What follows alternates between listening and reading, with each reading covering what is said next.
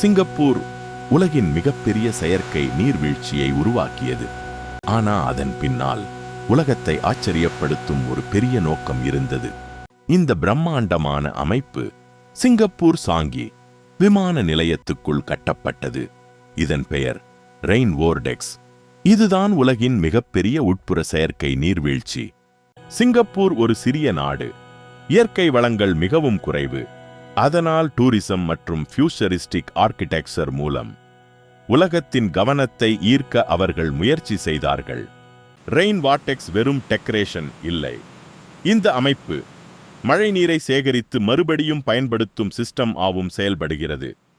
ஆயிரக்கணக்கான லிட்டர் தண்ணீர் தினமும் ரீசைக்கிள் செய்யப்படுகிறது. இதற்குள் ஒரு பிரம்மாண்டமான உட்புற காடும் உருவாக்கப்பட்டது. ஏனா சிங்கப்பூர் இயற்கையும் தொழில்நுட்பமும் இணைந்த எதிர்கால நகரத்தை உருவாக்க விரும்பியது. இன்று இந்த ஜெயண்ட் வாட்டர்ஃபால் ஒரு ஏர்போர்ட் அட்ராக்ஷன் மட்டும் இல்லை. என்ஜினியரிங், டூரிசம், சஸ்டைனபிலிட்டி மூன்றையும் இணைத்த மாற்றன் உலகத்தின் சின்னமாக மாறிவிட்டது.